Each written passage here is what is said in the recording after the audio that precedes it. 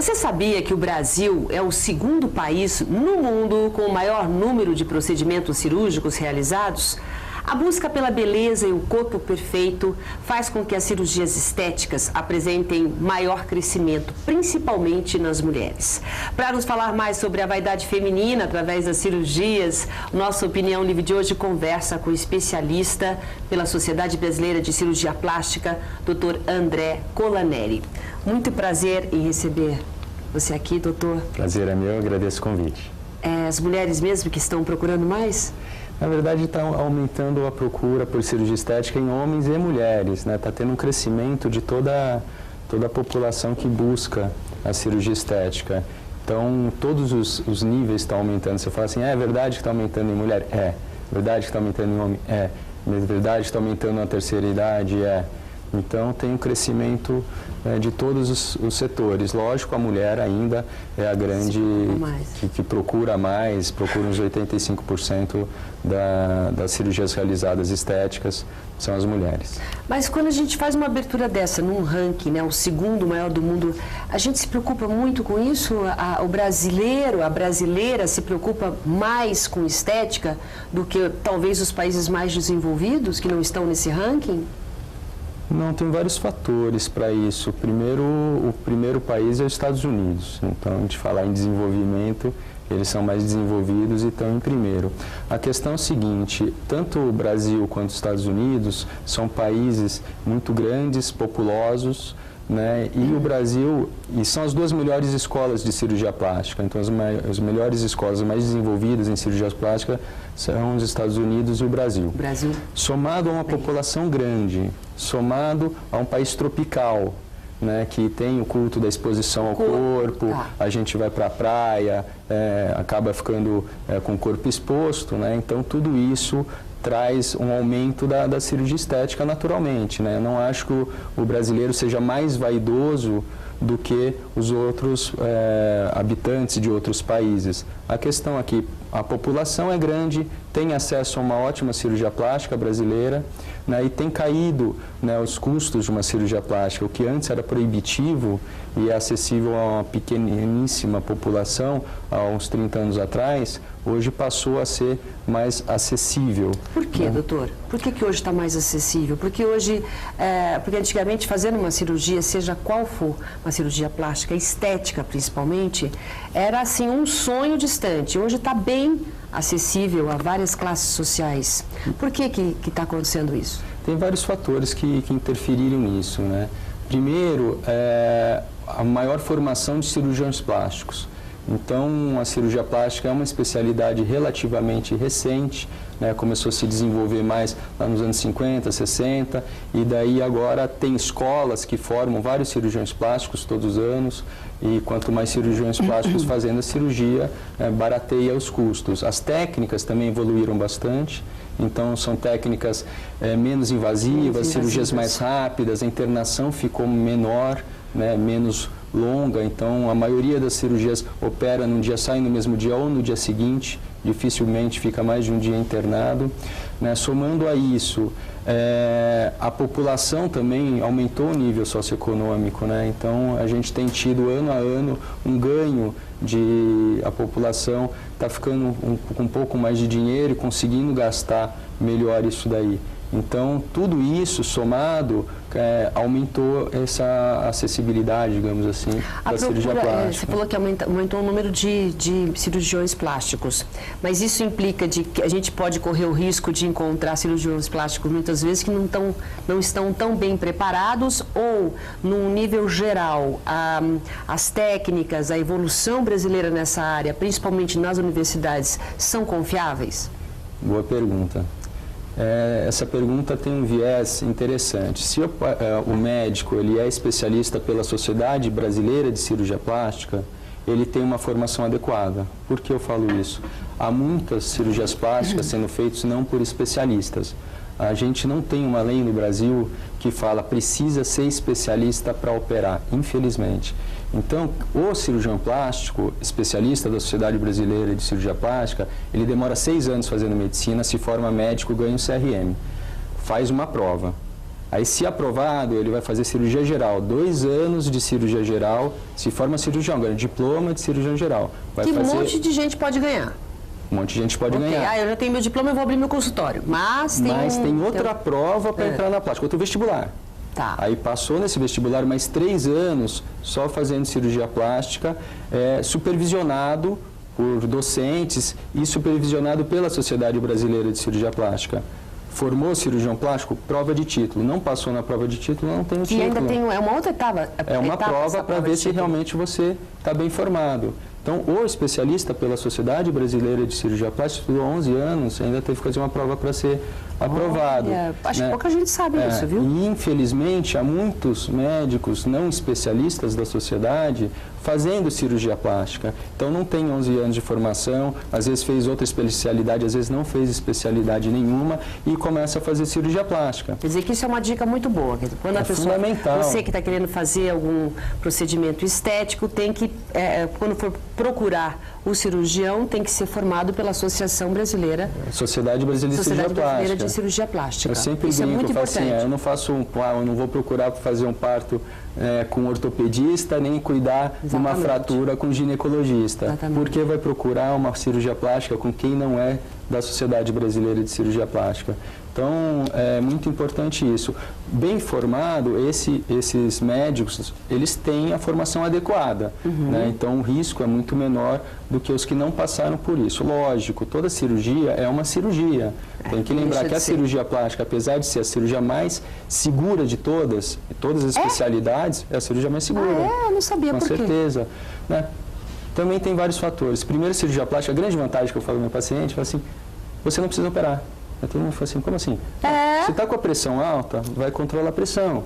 Se está um pouco acima do peso, controla o peso. Então, você consegue trazer o paciente para a melhor fase dele fisicamente, com os menores fatores de risco e psicologicamente também. Às vezes, o paciente está muito angustiado, psicologicamente não está preparado para ter a cirurgia, o pós-operatório e nem encarar o resultado. Tem pacientes que sonham muito, imaginam que a cirurgia plástica milagre não é técnica, tem limite, a gente não consegue fazer tudo que a gente gostaria. Tem pacientes que você fala, eu chego até aqui, dali para frente não consigo. Então, você só opera quando o paciente estiver nas melhores condições. Quem faz cirurgia plástica não está doente. Então é diferente, tem que correr para operar meu apêndice, senão eu morro. Eu estou com câncer, tem que tirar correndo. Então você opera de qualquer jeito esses pacientes. Estão ótimas. A condição da cirurgia plástica é a melhor condição e o paciente é um paciente saudável. Então, com isso, você minimiza riscos. E chega um paciente com um risco maior, simplesmente não vamos operar, não vale a pena.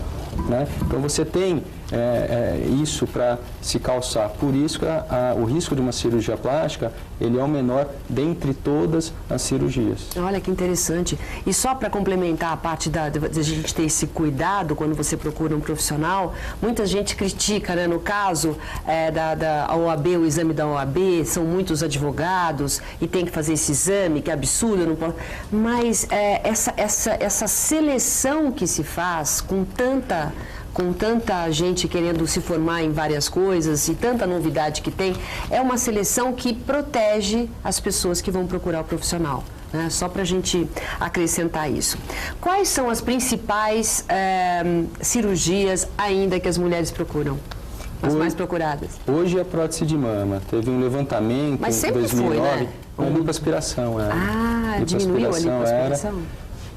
Não, acho que aumentou as próteses de mama.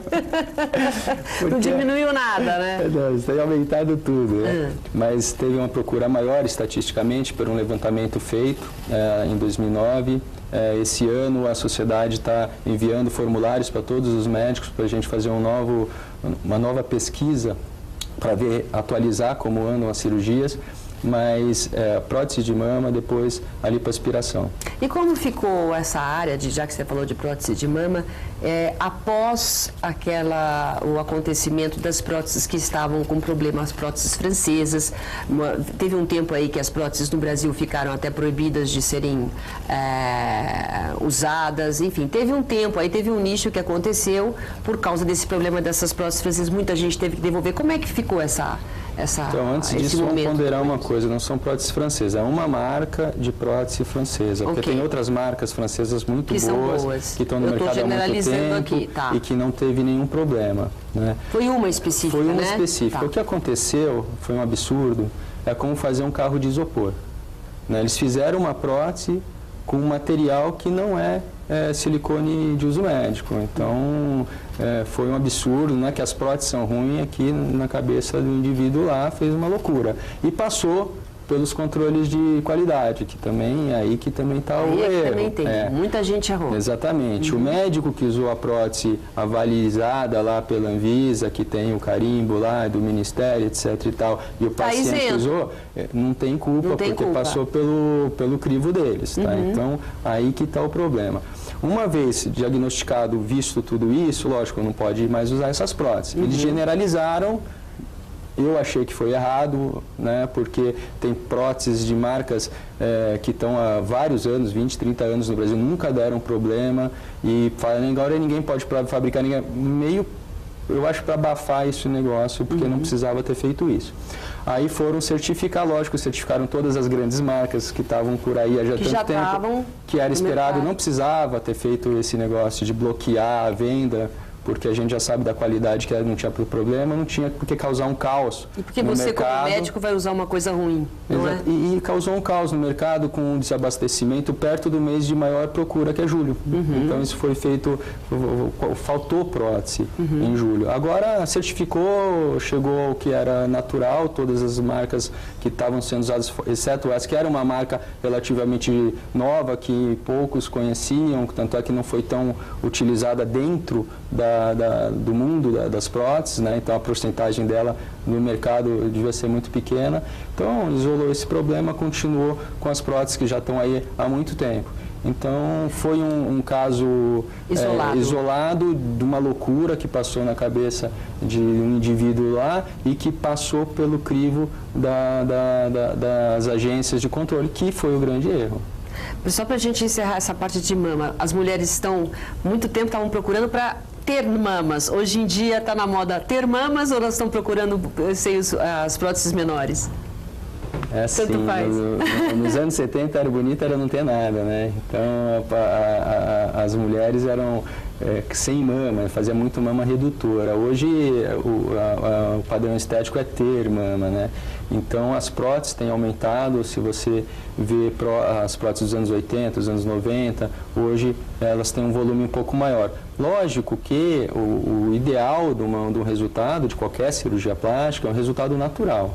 Não é ter cara de prótese. Olhar uma mama e falar, nossa, que mama bonita, é maior e tal, mas será que é prótese, será que não é? É ficar natural. É ficar na dúvida. Eu acho, porque tudo que é exagerado em qualquer plástica passou um pouco do limite, né? Então o ideal é buscar resultados sempre naturais. Tá bom, nós vamos fazer um rápido intervalo comercial, daqui a pouco eu continuo conversando com um especialista da Sociedade Brasileira de Cirurgia Plástica, Dr. André Colaneri. Até já. Volta e falando principalmente, conversando aqui com o Dr. André Colaneri, falando principalmente da vaidade, né, da cirurgia plástica como vaidade. Não sei, tem tanta coisa que incomoda a gente. Ele falou aqui que uma coisa importante é que quando uma pessoa vai fazer uma cirurgia plástica, ela está com saúde. Então, isso já ajuda você a escolher o procedimento. Mas existe uma busca, eu queria que você falasse, desenfreada pela beleza. Aí não é só a prótese de mama, não é só a lipoaspiração. Hoje em dia, a gente vê as mulheres totalmente padronizadas, muitas vezes plastificadas, é uma procura exagerada. O que você acha disso? Eu acho que sempre tem exageros, né? Em tudo que a gente vê na vida, todas as facetas da sociedade, você vê exageros. Em falando de exagero de cirurgia plástica estética... Tem gente que fica até deformada, por exemplo, no rosto, com tantas aplicações. Então, eu acho que aí a culpa é mais do médico.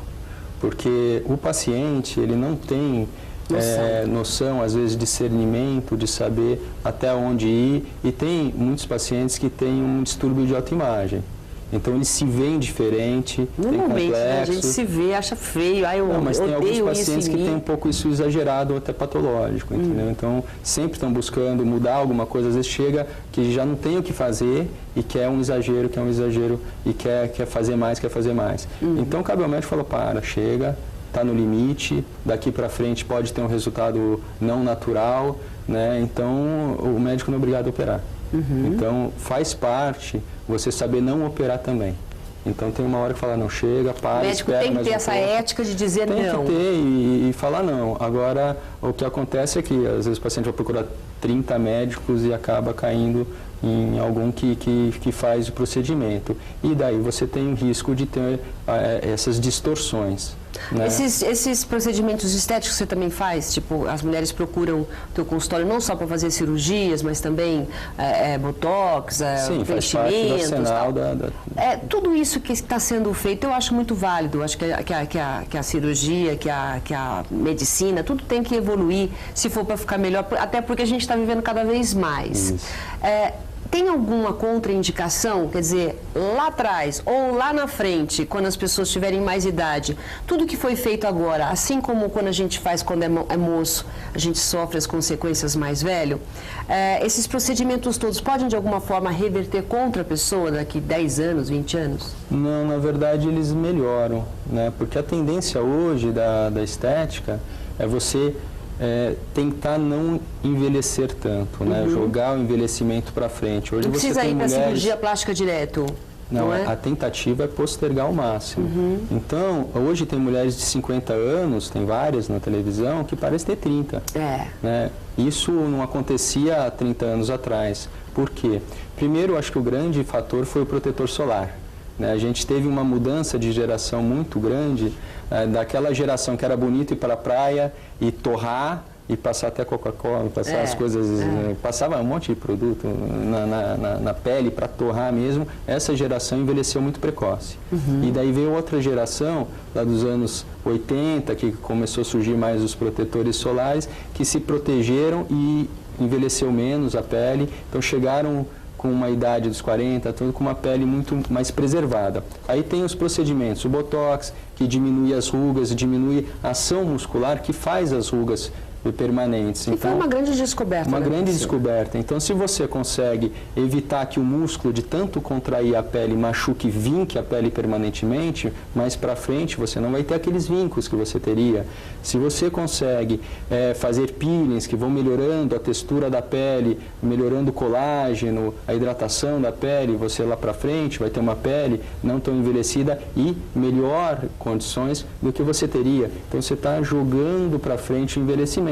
Lógico que um dia todo mundo vai envelhecer mais ou menos, vai ter um excesso de pele que pode ser passível. Protelar. Exatamente. A nossa luta hoje é tentar jogar tudo para frente, envelhecer menos, e hoje as cirurgias começam a fazer isso para quem se cuida mais em idades mais avançadas do que faziam há 20, 30 anos atrás. Hoje em dia, uma mulher que se cuida, vai fazendo as cirurgias plásticas, começa a partir de que idade?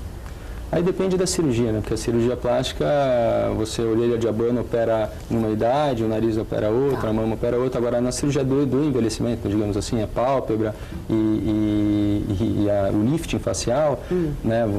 Se opera dos 50 para frente, né? Então, e não tem risco, quer dizer, a pessoa pode fazer, porque muitas vezes as pessoas elas têm medo de mexer, né? Ela quer fazer uma lipo, ela quer trocar, mas hoje em dia está realmente seguro fazer esses procedimentos? Risco tem, toda cirurgia tem risco, né? Tudo na nossa vida tem risco, atravessar a rua tem risco, né? Os riscos da cirurgia plástica são os menores riscos visando todas as cirurgias. Então, você fazer uma cirurgia plástica, o risco pode ser menor que uma cesárea. Né? Desde que opere no hospital, com um especialista, siga tudo o protocolo para fazer a cirurgia. Então, os riscos são pequenos. Agora, o risco é inerente ao procedimento e a biologia não é uma matemática, né? Mas fazendo tudo certinho, é que nem falar, atravessar a rua tem risco? Ah, não tem. Então, vai atravessar a marginal à noite chovendo. né? É muito arriscado. Agora, se você atravessar a rua numa passarela, num lugar bem tudo cuidado, certinho, tudo o bonitinho. risco é muito baixo. Então, a cirurgia plástica é mais ou menos isso. Fazendo tudo certo, o risco é o mínimo possível para uma cirurgia dessa. É um risco pequeno. Sempre vai existir risco. Agora, você estava falando que hoje em dia as mulheres entram num dia e saem no dia seguinte. Que tipo de cirurgia faz isso? Lipoaspiração? A grande maioria das cirurgias acabam tendo um dia de internação, uma mamoplastia redutora, uma abdominoplastia, uma lipoaspiração, às vezes até a associação das três você faz e sai no dia seguinte, né? Então, dificilmente um paciente fica 2 dias internado. Agora, cirurgias com anestesia local e sedação, por exemplo, sai no mesmo dia, uma prótese de mama, uma cirurgia de pálpebra, uma cirurgia de orelha de abano. Prótese de mama você faz uma sedação local e faz no mesmo dia? Eu faço, sai no mesmo dia. Era de manhã à tarde está indo embora. E com essa facilidade, com a forma como está acontecendo, eu não acho que está. Porque tem realmente pessoas que são exageradas. Esse final de semana, aonde você vai? Eu vou fazer uma cirurgia. Vai, exatamente do jeito que você está falando. Entra, faz uma lipo, vai embora. Entra, faz uma mamoplastia, vai embora. Isso não tem realmente um risco? Não está exagerada essa procura pela perfeição no corpo? Porque as gordinhas estão sofrendo, tadinhas, elas não estão tendo muito espaço, né? Não, é que o risco, assim, de entrar de manhã e ir embora, só acontece isso porque o risco é pequeno, né? Há muito tempo atrás a gente não tinha as técnicas tão aperfeiçoadas, os anestésicos tão bons, que permitia fazer isso, né? Então, era uma cirurgia mais demorada, demorava mais para recuperar. Hoje a recuperação é melhor pela tecnologia que a gente tem hoje, né? Então, o risco é até mais baixo para poder fazer um procedimento menor.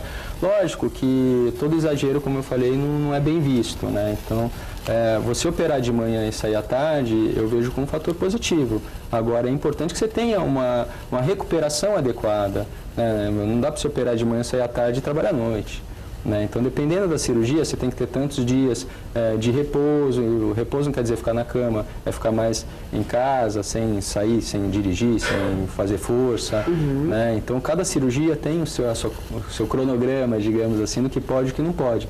Agora, uma recuperação mal feita vai prejudicar o resultado da cirurgia, né? Tanto da parte estética, como pode ter algumas complicações, sangramento, abrir pontos, né? É uma cirurgia. Então, a programação da cirurgia é muito importante e isso a plástica tem a vantagem de ter esse tempo de maturação psicológica e avaliação da parte médica, física. Então, eu vou operar nas férias. Por isso que as férias são tão procuradas. Feriados são muito procurados, porque o paciente quer operar, ter um tempo de recuperação adequado para aquela cirurgia, não se prejudicar. E daí tudo bem, nas férias minha mãe me ajuda, tem alguém que pode ajudar com as crianças e você faz uma recuperação adequada. Esse é o ideal. Doutor, dentre as mais procuradas, então, tem essas normais, né? Que a gente já está acostumada, a mama, muitas vezes fazer uma lipo. Qual mais que as mulheres estão procurando agora? Porque a perfeição é em todos os lugares, elas querem. A perfeição não existe, né? A gente procura sempre chegar, adequar, melhorar o que tem, mas perfeição não existe. Então, a prótese de mama, a lipoaspiração, a cirurgia da mama, né? Redutora do abdômen, abdominoplastia, que é tirar a pele, geralmente depois de gravidez ou de grandes emagrecimentos. Essas são as mais procuradas. Depois tem rinoplastia, né, o nariz, orelha de abano, que é pálpebra. Mais difícil, né? A do nariz é mais difícil? Qual que é mais difícil? É uma cirurgia complexa, né? A de face. A de face é mais complexa difícil? Porque você mexe em várias estruturas, né? Mexe em músculo, em pele, são vários segmentos que você faz, né? Então mexe na musculatura daqui, mexe na pálpebra. E nariz também é complexo, então essas cirurgias são as mais complexas. E o nariz a gente tem que ter especial atenção, porque 1 milímetro é muita coisa, né? Então se você tirar muito, tirar pouco, essa pequena diferença faz uma grande diferença. Agora, o ideal é sempre o resultado natural, né? Não é ter cara de nariz operado, não é ter exageros, né? Eu sempre comento que o ideal é aquele paciente que opera, tem uma melhora estética, mas se conhecer alguém depois da cirurgia, esse alguém que ele conhecer não saber que ele operou, não está com cara de cirurgia. Lógico, quem vê antes, quem vê depois, sabe que mudou. Mas isso não é sorte com o cirurgião. Isso daí é possível porque existe uma técnica. O cirurgião segue uma técnica. Porque a gente fala assim, e se eu não ficar como você? Porque a pessoa foi lá e fez, ficou bonito, ficou jovem, ficou sem, assim, praticamente... envelheceu, você conseguiu melhorar uns anos. Aí você vai no mesmo médico e não tem o mesmo procedimento. Isso é sorte ou é uma técnica evoluída já? É assim, não existe uma técnica, existem milhares de técnicas, né? Então, para operar o nariz, você tem várias técnicas que você pode usar e várias técnicas para cada parte. Você pode tratar a cartilagem de um jeito, tratar o osso de outro jeito, a face igualmente. Então, você tem as técnicas diferentes que você pode fazer na cirurgia e o paciente é diferente. Então, mas a minha amiga ficou assim, a sua amiga é sua amiga. Sua amiga tem um tipo de pele, tem um tipo de osso, tem um biotipo, você nunca vai ser sua amiga. Né? Isso é importante. Quero fazer que nem tal atriz. Não, esquece. É sempre você melhorado, aprimorado, mas é você. Sua pele é grossa? Vai continuar grossa. Então, pacientes que têm nariz com pele muito espessa, quero uma ponta fininha, não vai conseguir. E porque a pele é tão grossa. Você tem que ter esse discernimento para falar para o paciente. Tem, a consulta ela é longa, né? Geralmente dura 1 hora, porque você tem que falar, se examinar, explicar ao paciente a técnica e falar principalmente os seus limites. Chego até aqui, não chego até ali, não espere tanto por isso, porque provavelmente não vai ter, as complicações são essas, citar todas as complicações. Então, direito do paciente, dever do médico, explicar tudo, as vantagens e as desvantagens. Tem coisa boa? Tem coisa ruim? Tem. Então você tem que explicar, ponderar cada uma, por isso eu vou fazer assim, por aquilo eu vou fazer aquilo. Essa técnica, infelizmente, eu não consigo fazer no seu caso, por isso, por isso, por isso. Então o paciente, ele tem que sair da consulta sabendo do que pode chegar realisticamente falando, das consequências que podem ter de complicações e principalmente adequado à expectativa dele. Esse eu acho que é a coisa mais importante na consulta, é saber até onde pode chegar, porque o paciente que espera demais, por melhor que fique a cirurgia, você pode pegar e falar, nossa, que cirurgia fantástica eu fiz. Ele queria muito mais e não vai ficar satisfeito. Tá certo.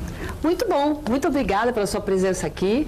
E tá aí, fica a dica do doutor, você que acompanhou, você que está pretendendo, nós demos os nossos serviços aí com as dicas do doutor André Colaneri. Muito obrigado pela sua presença aqui no nosso programa. Eu agradeço o convite. Obrigado pela sua companhia mais uma vez e até a próxima. Tchau.